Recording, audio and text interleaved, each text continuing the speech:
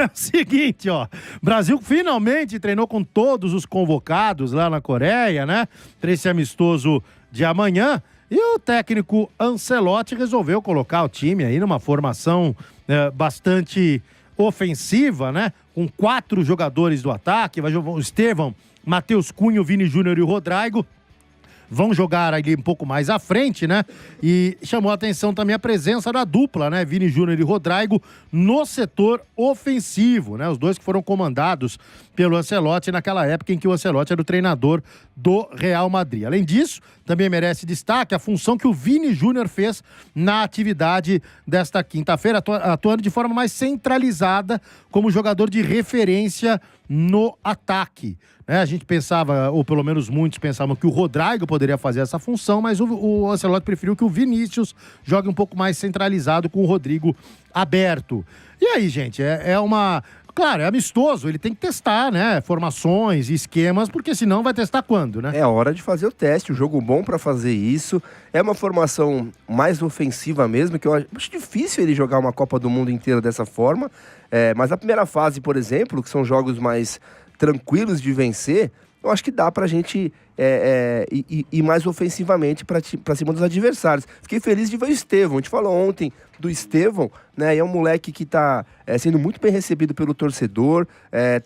A ida pra Inglaterra fez muito bem pro Estevão, e começando como titular, ganhando espaço. Eu acho que o Estevão pode cavar uma vaguinha de titular nesse time sim, hein, rapaziada. Lógico, tem uma concorrência muito grande ali, mas eu fiquei feliz de ver o Estevão amanhã escalado como titular. Então, a gente até cogitou, né, e a pergunta foi se até o Estevão ele tem condição de chegar titular na Copa do Mundo. Eu até falei que eu acho bem difícil, né, até porque o Rafinha deve ser o jogador por ali, a não ser que eventualmente o Rafinha jogasse como um camisa 10, mas aí você tem o Rodrigo também. O fato é... O Vini Júnior agora, que ele tá colocando mais na referência, é porque ele não tem o João Pedro, né? O Matheus Cunha não é mais um jogador de referência, o Matheus Cunha é muito mais esse articulador, esse falso 9, né, digamos assim. O que o Firmino fez muito tempo no Liverpool é como o Matheus Cunha joga hoje, né, com a diferença que ele não será um falso 9, porque você vai ter um jogador mais ali, centralizado, no caso o Vini Júnior, que já exerceu essa função em outras oportunidades, e aí sim o Matheus Cunha ele deve ser aquele meio atacante, né, um jogador que chega também, ocupa espaço dentro da área, mas que ajuda bastante na articulação.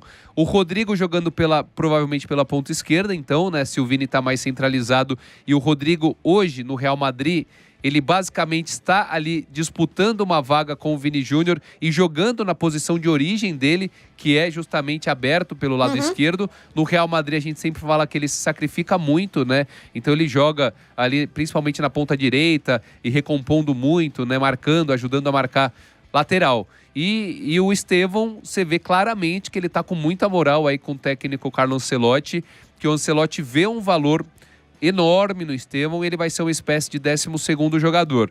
E aí, o restante da escalação, o Bento, né, como era previsto, vai ser o titular nesse primeiro jogo. Depois, contra o Japão, a gente vai ter o Hugo, o Vitinho, titular na lateral direita, foi convocado aí, né, porque o Wanderson, Wesley, eles foram cortados, e o Paulo Henrique, que também foi convocado, tá atrás do Vitinho. Então, até aí não tem muito segredo. Militão jogando de zagueiro, ficava aquela dúvida, vai na lateral, vai na zaga. O Magalhães, que para mim vai ser titular ao lado do Marquinhos, e o Douglas Santos, mais uma vez ganhando oportunidade como titular na esquerda. Ele teve uma chance, foi bem. Se ele for bem de novo, eu acho que as possibilidades dele ser titular numa Copa do Mundo aumentam consideravelmente, apesar da sombra ali do Alexandro. E Casemiro e Lucas Paquetá, acho interessante, uma seleção interessante, e alguns testes aí vão ser executados pelo técnico Ancelotti. Você acha que para uma Copa do Mundo, essa formação,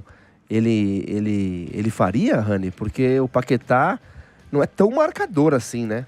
Não, eu acho que o Bruno Guimarães, já falei aqui, para mim o Bruno Guimarães é titular absoluto, né, do Ancelotti. Eu acho que é mais um teste mesmo, né? O Paquetá, uma coisa que a gente tem que entender, todo o ranço que o torcedor brasileiro pegou do Paquetá na seleção, não é nem por clube, tá? Porque na época do clube, quando ele jogava aqui no Flamengo, ele não tinha todo mundo elogiava ele, né? E aí quando ele começa a jogar na seleção, e ele tem uma função muito importante, que é a função de camisa 10, de articulador, e ele não vai bem, até porque não é tão a dele ali, ele não é esse cara, não é o Rivaldo, não é o Kaká, não é esse cara que vai chegar, que vai dar passe, que vai fazer tantos gols assim, e aí o torcedor começa a criticar. Mas pro treinador europeu, o Paquetá é uma sumidade. A gente tem que entender isso, né? Pro treinador... É outra cabeça, É outra cabeça. outra referência, tanto que o Guardiola queria a contratação do Paquetá.